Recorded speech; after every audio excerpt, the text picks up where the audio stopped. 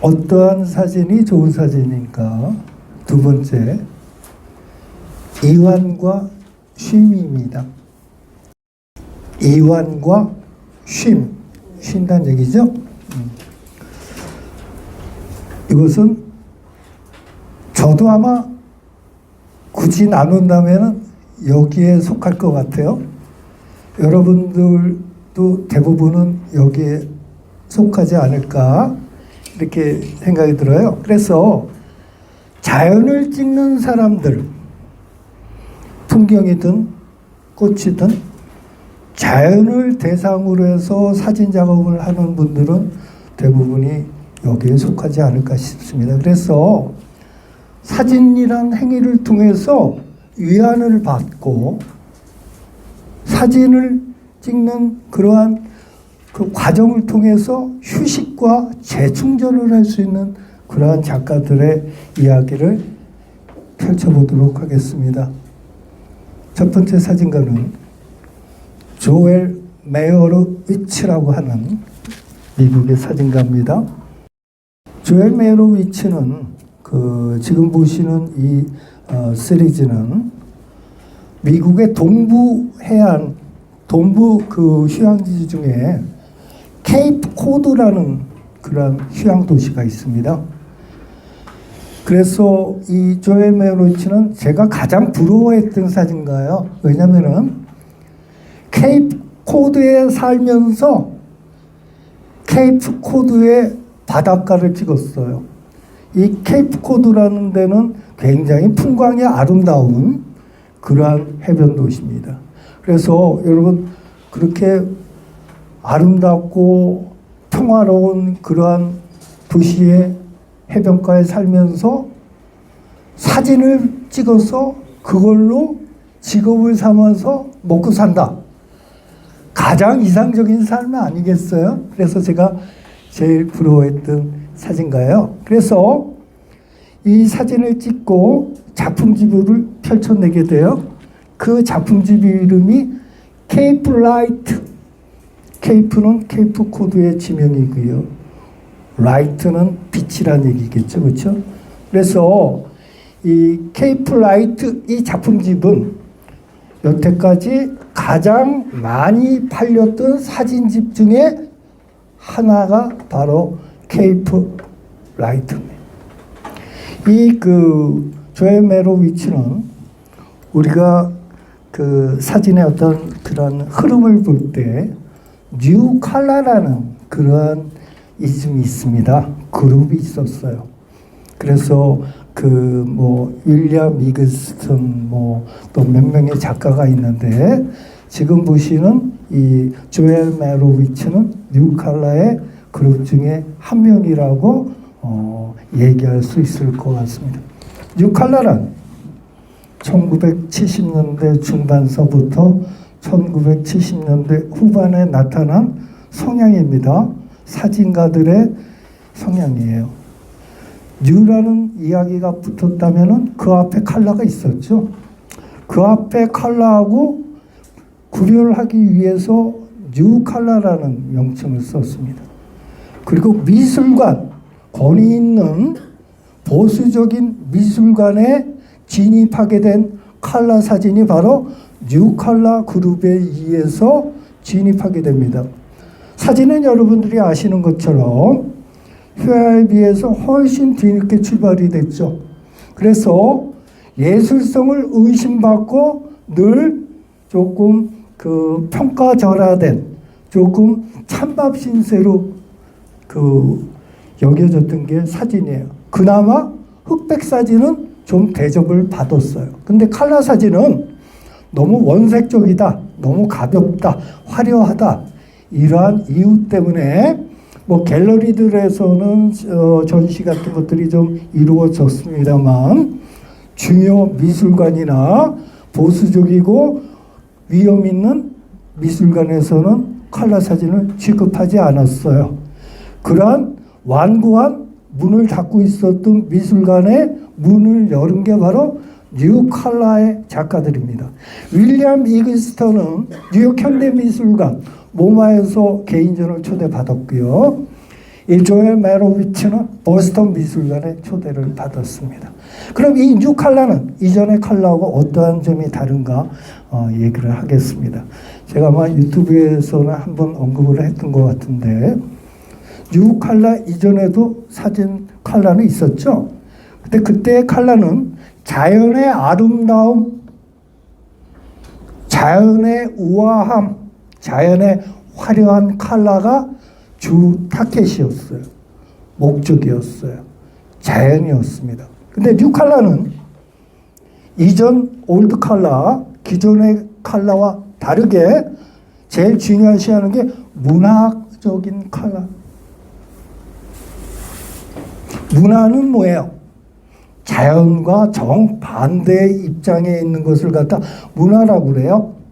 자연은 있는 그대로, 창조주가 만들어낸 그대로 있는 게 자연이죠. 문화는 뭔가요?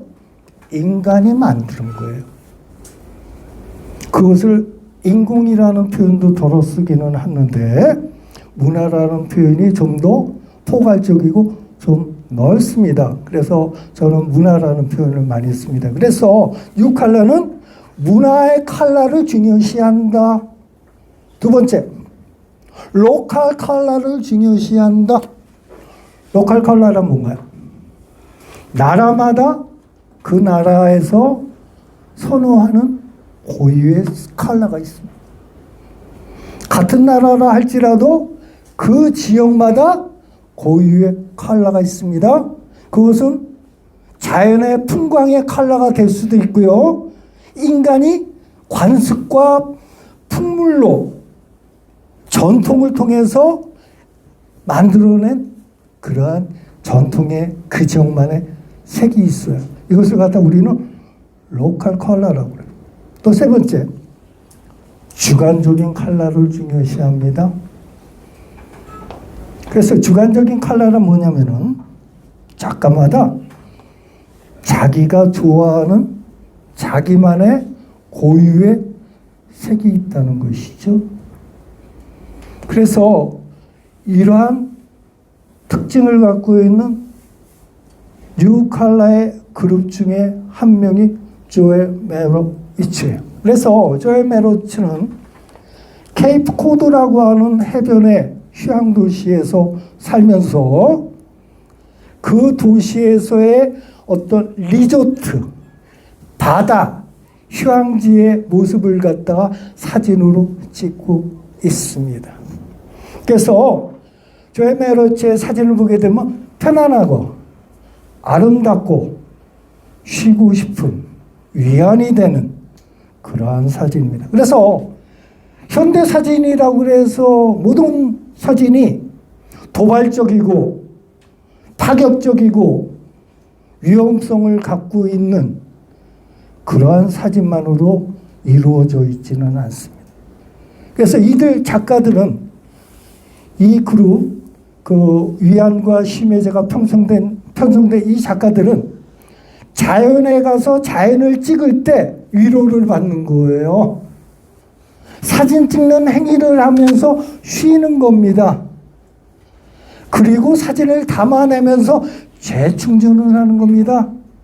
여러분들이나 저나 비슷한 입장에서 사진을 한다고 저는 생각을 합니다. 그래서 조엘 메로비치는 지금 보면은 뭐 특별할 것이 없네 이렇게 볼 수도 있어요. 그렇죠? 우리도 바닷가에 가면 이 정도는 찍을 수 있지 않을까. 물론 여러분들도 바닷가에 가시면은 이거 아니면 이거보다 더 찍으실 거예요. 근데 이 사진이 벌써 1970년대 중반쯤 있었는데 말에 찍었다는 얘기죠. 그래서 조엘 메로비치는 그렇게 바라보시면 되고요. 여기서 보게 되면 현대성이 좀 나타나죠.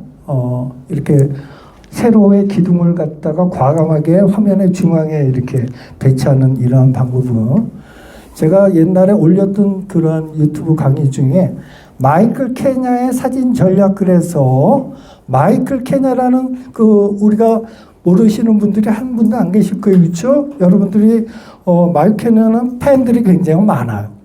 여러분들도 좋아하시고 저 또한 좋아합니다. 그래서 제가 마이클 케냐는 사진하는 사람들이 교본으로 쓰기에 딱 적합한 그런 어떤 모범적인 사례라고 할까요?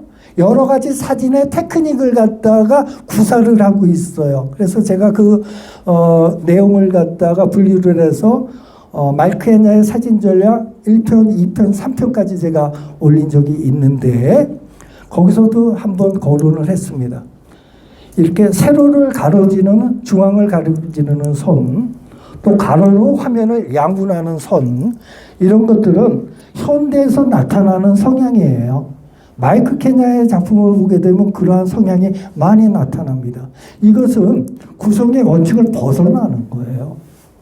중앙을 가로지르는 가로선이나 세로선은 보는 사람으로 하여금 마음을 좀 불편하게 합니다. 긴장감을 불러일으킵니다.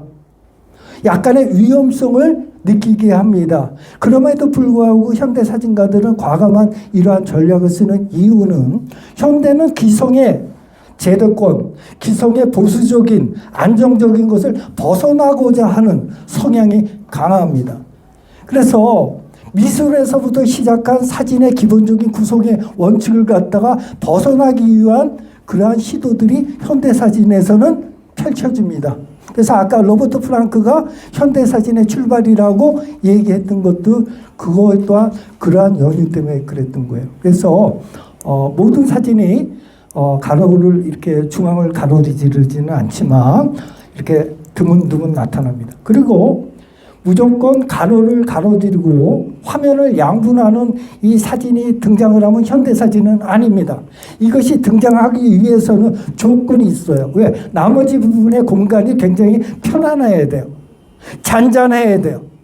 그래야지 가운데 승부수를 거는 직선이 가로든 세로든 개가 살아남을 수가 있어요. 주변 환경이 어렵고 복잡한 상황에서 가운데 선을 가로지르게 되면 혼란스럽습니다. 역시 조엘 메로위치의 바다 사진이에요.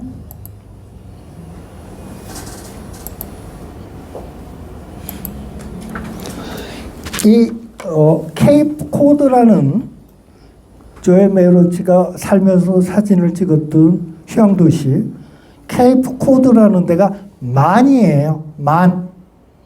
그러니까 바다가 내륙으로 안쪽으로 쭉 들어온 것을 만이라고 그러죠. 영어로는 베이라고 그러는 것 같은데 이 작품 시리즈의 제목은 베이 스카이입니다. 그래서 역시 케이프 코드에 살면서 그 만에 있는 풍경. 그래서 방금 전에 케이프 라이트는 리조트의 주변의 모습을 갖다가 사진을 찍었죠.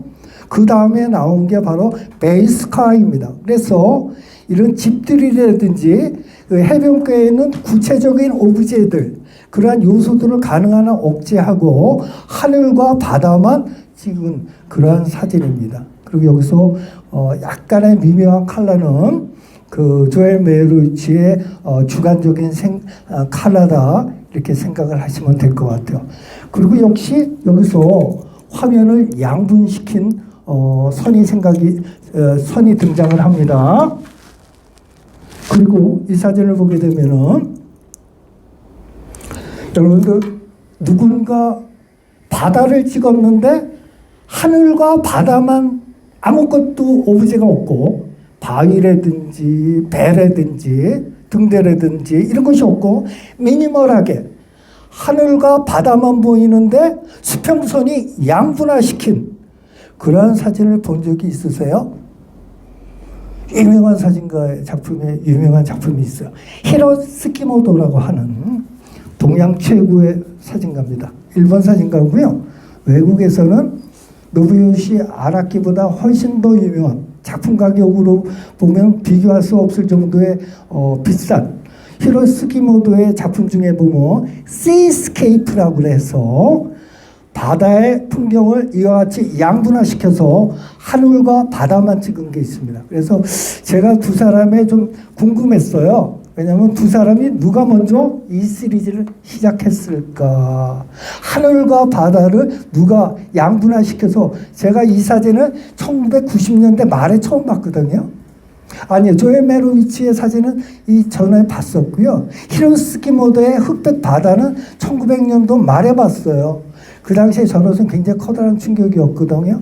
그래서 제가 좀 자료를 검색을 해봤는데, 뭐 정확하게 이 작품이 언제 시작했고 언제 발표했다는 이것들 게 좀 찾기가 어렵더라고요. 애매모호하더라고요. 그래서 제가 개인적인 판단으로 이렇게 보이는 것은 조엘 메로위치가 먼저 시작하지 않았나.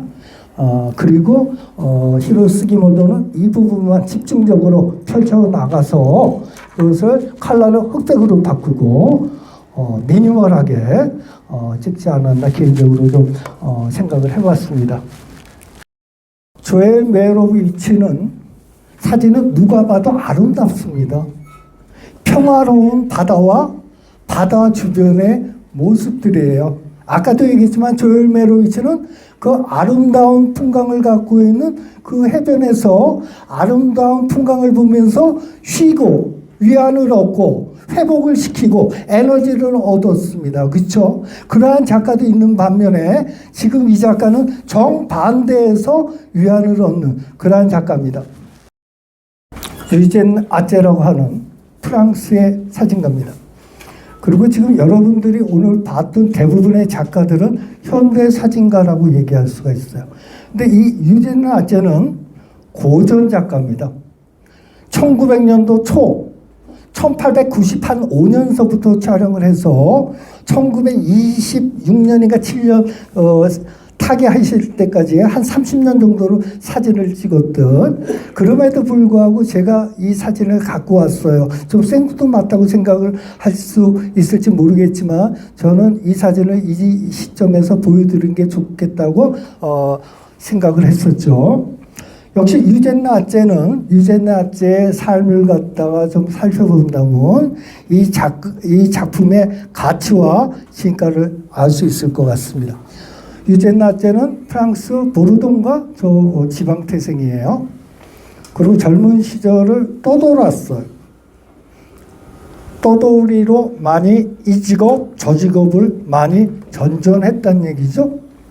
그래서 배를 타고 선원으로 일을 하기도 하고 또 연극 배우가 돼서 이름 모를 무대에 서기도 하고 이런 여러 가지 직업을 거친 후에 파리로 와서 카메라를 사게 돼요. 그리고 사진사로서의 삶을 펼쳐나가게 됩니다. 유젠 아제는 자신이 작가인 줄 몰랐어요. 하는 일이 먹고 살기 위한 사진을 찍었습니다. 그래서 여러분들이 보셨던 파리 골목, 뒷골목의 쓸쓸한 모습, 조금 좀 한적하고 조금 쓸쓸한 그러한 모습을 찍고, 또 파리 인근 베르사유 궁전이라든지 소공원이라든지 이 같은 파리 인근의 국내 정원이라든지 공원들을 찍어 나갔습니다. 그래서 여러분들 그 유젠 아제 사진의 풍경을 보게 되면 어때요? 도심의 풍경이든 공원의 풍경이든 아까 조엘 메로위치의 사진을 봤을 때하고 정반대의 느낌이 들 거예요. 조엘 메로위치의 사진을 보게 됐을 때는 컬러가 아름다웠죠. 환상적이었죠. 펼쳐져 있는 어떤 그 대상들도 평화롭게 배치되어 있었어요. 근데 유젠 아제의 사진에서 여러분들이 만날 수 있는 건물과 공원의 뜰은 어떤가요? 쓸쓸하지 않나요? 고독해 보이지 않나요?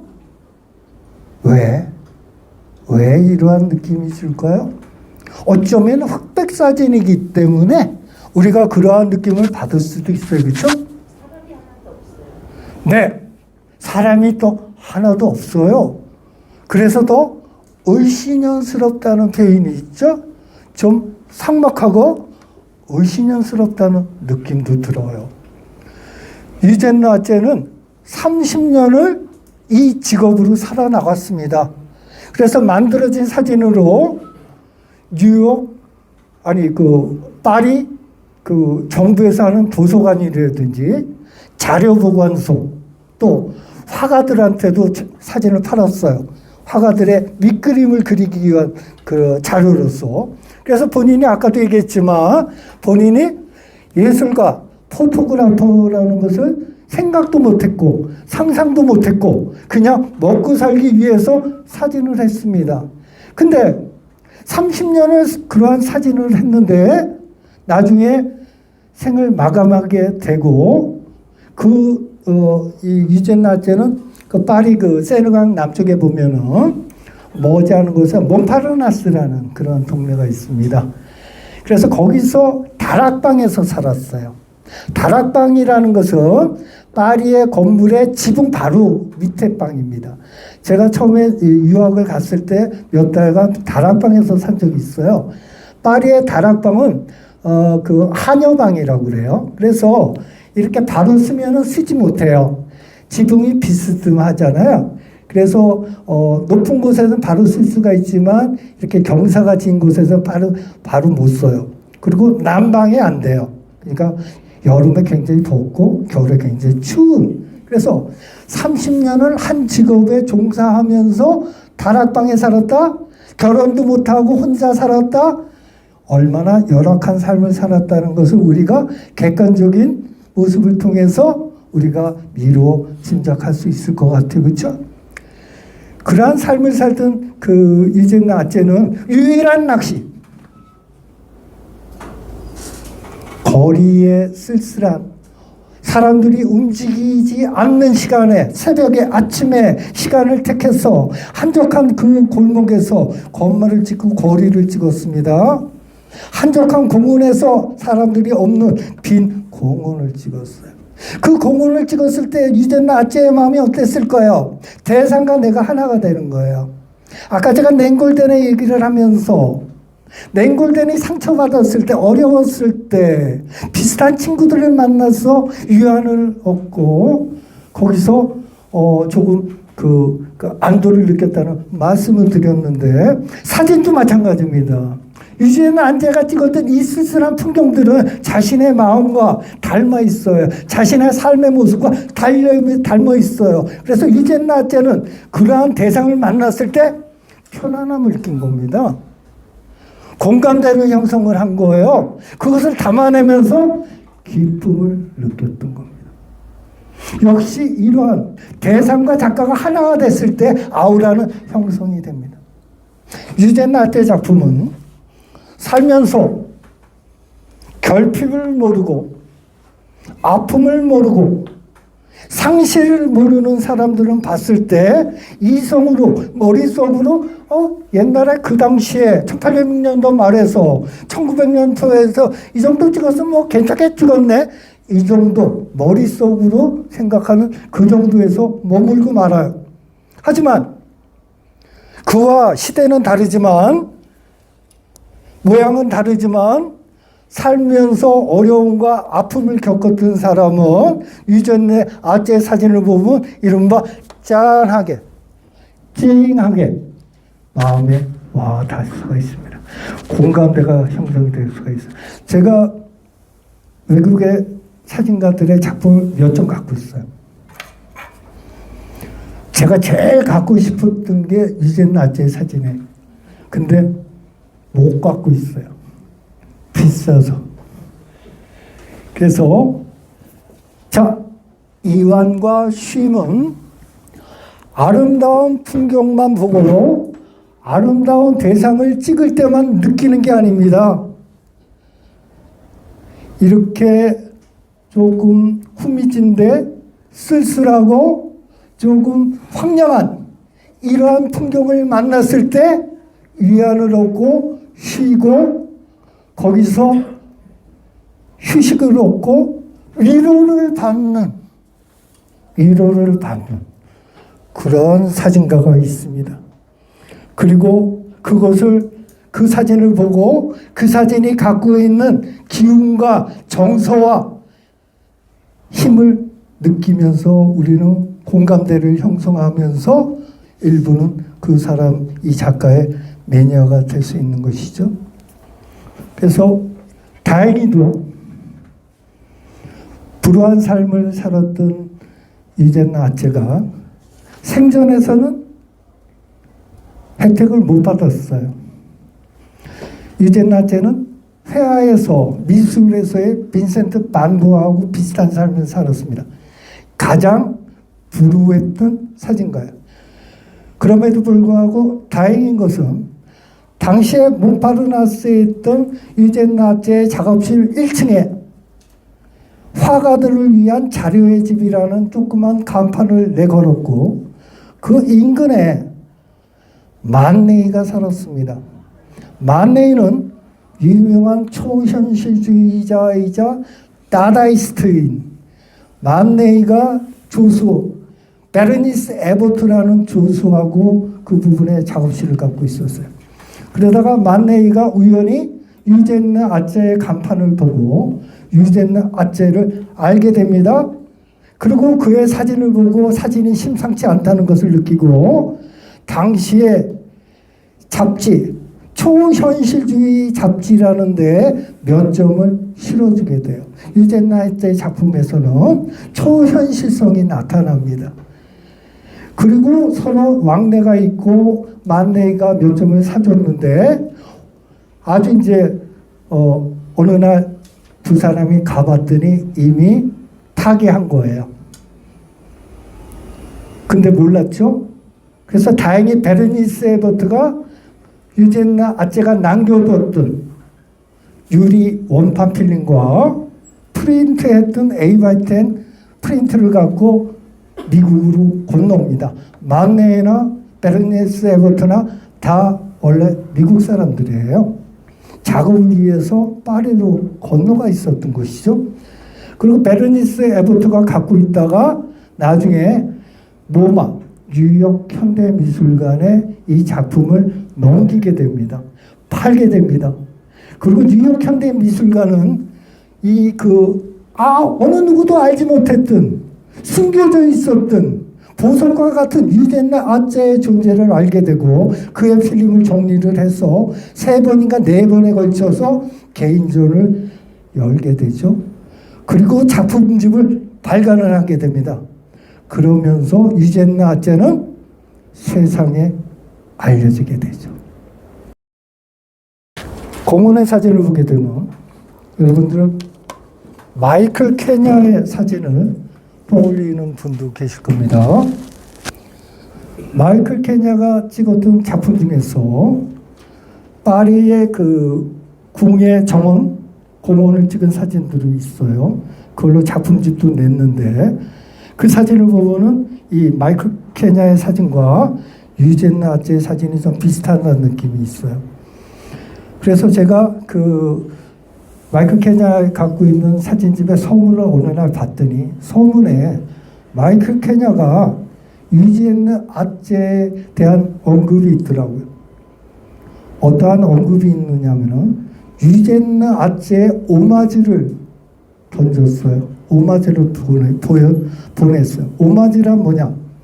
자기가 흠모하고 존경하는 상대한테 바치는 헌사를 불어로 오마지라고 합니다. 그래서 마이클 케냐는 유젠네 아째가 찍었던 베르사유 궁의 정원과 파리 근교의 그 공원들을 찍으면서 머릿속으로 유젠네 아째를 생각하면서 찍은 것이죠. 그리고 작품집을 내면서 서문에 유젠네 아째에 대한 헌사, 오마지를 얘기했습니다. 그래서 마이클 케냐한테는 3명의 스승이 있어요. 제가 유튜브에서도 한 명을 언급을 한 것 같은데 랄프 깁슨이 유젠네 아째 마이클 케냐의 3명의 선생 중에 한 명입니다. 제가 지금 얘기하는 선생이란 얼굴과 얼굴을 맞대면을 하고 가르쳤다는 게 아니라 작품에 영향을 받은 거예요. 모든 작가는 선배 작가로부터 영향을 받습니다. 하늘에서 뚝 떨어진 작가는 존재하기 어렵다고 생각을 해요. 그래서 이상적인 작가란 좋아하는, 흠모하는 사진가들의 작품을 갖다가 자연스럽게 닮아서 어느 한쪽에 치우치지 않고 너무 한쪽에 역할이 크게 되면은 우리는 그러한 작품을 갖다가 아류작이라고 얘기할 수 있어요. 카피라고 얘기할 수도 있어요. 그래서 마치 칵테일 하듯이 브랜딩 하듯이 자기가 흠모하는 사진가들의 작품을 장점을 조금씩 모아서 거기서 내 개성을 조금만 넣는다면 가장 이상적인 작품이 나온다고 볼 수가 있어요. 그래서 마이클 케냐는 유지엔나 아트에서로부터 무엇을 얻었느냐면은 랄프 깁슨으로부터는 간결함을 얻었습니다. 대상을 간결하게 처리하는 미니멀리즘, 그래서 섀도우에 얼마만큼 넣고 단순화시키느냐를 배웠어요. 유지엔나 아트한테서는 소정성을 배웠습니다. 쓸쓸하지만 애틋한 그러한 소정성을 배웠습니다. 또 한 명의 사진가가 있습니다. 영국의 사진가. 마이클 케냐는 영국 사진가죠. 지금 미국에서 활동하고는 있습니다만 오리진은 영국이에요. 영국의 선배 사진가 중에 빌 브란트라고 있습니다. 빌 브란트로부터 초현실성, 약간의 우울함, 약간의 위험성, 이러한 것을 갖다가 역시 이어받았습니다.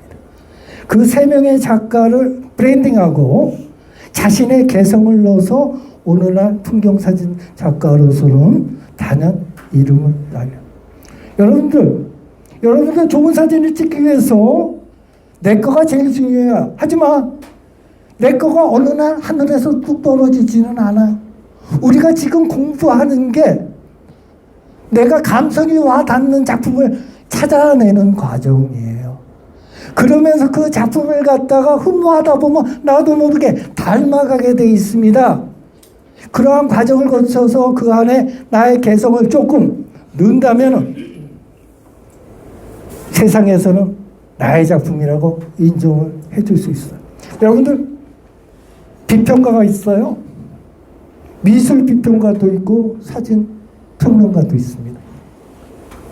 사진 평론가가 하는 일이 뭘까요? 작품을 보고 뿌리를 캐는 거예요. 이 작품은 어떠한 작가의 성향, 어떠한 사진가의 성향, 어떠한 사진가가 어떻게 믹스가 되어 있는가, 브랜딩 되어 있는가, 그 뿌리를 지적을 해주는 거예요. 그게 바로 비평가입니다. 여러분들도 아까도 얘기했지만 우리가 공부하는 이유는 여러 유형의 사진을 보면서 그 중에 나한테 와닿는, 내 마음에 와닿는 그러한 사진의 특성을 기억하고 또 틈날 때 봐둔다면 나중에 여러분들이 현장에 나가서 촬영에 실제로 들어갔을 때 내가 기억하고 촬영할 때 의식해서 찍는 행위도 이루어지겠지만 굳이 외우려고 생각하지 마세요. 좋은 작품은, 와닿는 작품은 그냥 보면서 넘기세요. 나중에 생각나면 또 보면서 넘기세요. 굳이 외울 필요 없습니다. 왜? 여러분들 안에 있는 또 다른 여러분들의 존재를 믿으세요. 어떠한 존재? 무의식의 세계, 잠재의식의 세계예요. 걔는 놓치지 않습니다. 걔는 기억합니다. 그래서 비슷한 장소에서 비슷한 상황이 됐을 때 나도 모르게 의식하지 않고 이성이 가동하지 않는 상태에서 걔가 작용을 하게 됩니다. 아버지가 얘를 찍은 거예요. 날 때부터. 얘 이름이 윤미고요. 이 사진을 찍은 사람은 전몽각 선생님이세요. 그래서 얘가 태어날 때부터 윤미가 시집갈 때까지 64년에 태어나서 89년에 윤미가 결혼을 합니다. 25년간 딸을 찍는 거예요. 가족을 찍습니다. 대학교 다니던 시절에 장학금 받은 걸로 카메라를 샀대요. 그리고 이제 사진에 관심을 가지셨고요. 결혼하고 애를 낳는 순간서부터 사진을 본격적으로 찍기 시작합니다. 우리가 쉰다는 것은 지금 이완과 쉼의 그룹에서 제가 여태까지 여러분들은 풍경사진이라고 얘기할 수 있는 대상을 찍는 사진가들의 작품을 봤습니다. 이 전문학 선생님이 쉬는 시간, 쉬는 자리는 바로 가정이에요. 그래서 세상 일을 하다가 사회에서 활동한다는 게 여러분들 대부분 사회에서 활동을 하셨겠죠, 그렇죠? 긴장된 생활의 연속입니다. 사람들은 전쟁터란 표현을 쓰기도 해요. 그건 좀 과장된 표현일 수는 있을 것 같은데 어쨌든 우리는 자연을 찾아서 휴식과 위안을 느끼기도 하지만 집에 들어갔을 때, 가정에서 아이들을 만났을 때 편안한 휴식과 쉼을 얻을 수가 있어요. 또 가정에서 재충전을 해서 다시 사회로 나갈 수도 있어요. 그래서 이 정몽각 선생님은 가족을 찍었다. 가족을 찍는 것은 어떠한 가정에서도 똑같이 이루어지는 일이에요. 특별하게 아버지가 사진에 관심이 있는지 아니라 할지라도 아이들의 성장 과정은 엄마가 찍어주기도 하고 아빠가 찍어주기도 하고 어느 가정이나 다 이루어지는 일이에요. 그럼에도 불구하고 전문학 선생님의 이 윤민의 집 시리즈가 우리가 주목할 수 있는 부분은 굉장히 기념사진이라고 볼 수가 있죠. 그렇죠? 한 가정의 기념사진이라고 볼 수 있는데 굉장히 자연스럽게 기념사진답지 않게 생기감이 들어가 있는 살아있는 장면을 찍었다는 거, 그 부분이 제일 중요할 것 같아요. 그리고 아이의 그 성장 과정을 꾸준히 찍었죠. 마지막 그 결혼식까지. 그래서 이것은 꼭 개인의 역사기도 하지만 이 시대의 역사기도 합니다. 사진의 곳곳에서 보게 되면 그 시대를 대변할 수 있는 여러 가지 모습들이 펼쳐져요. 아까 시장의 모습도 있고 학교의 모습도 있고 여러 가지 그 집안 가정 그 용품들의 모습도 있고. 그래서 예술이란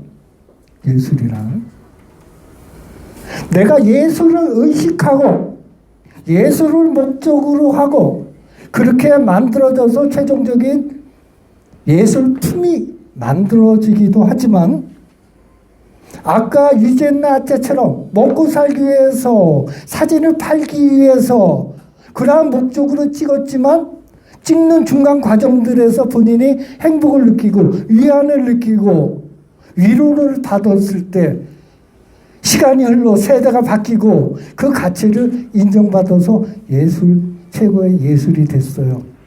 전문각 선생님의 작품도 마찬가지입니다. 본인이 이 작품이 나중에 사진집이 출간이 되고 아주 유명한 권위 있는 미술관에서 초대전을 하게 되고 한 시대를 얘기하는 그러한 얘기거리가 되리라는 것을 저는 모르고 찍으셨다고 생각을 해요. 그래서 왜 사진마다 지금 힘이 안 들어가 있어요. 예술품을 만들기 위해서 미루 포장하기 위해서 힘이 들어가지 않고 굉장히 자연스러운 모습들이 지금 우리한테 펼쳐지고 있습니다. 자, 이렇게 해서 두 번째, 사진은가는 어떠한 목적 때문에 이유 때문에 사진을 하는가. 그래서 지금 주막 강산이라고 그러나요?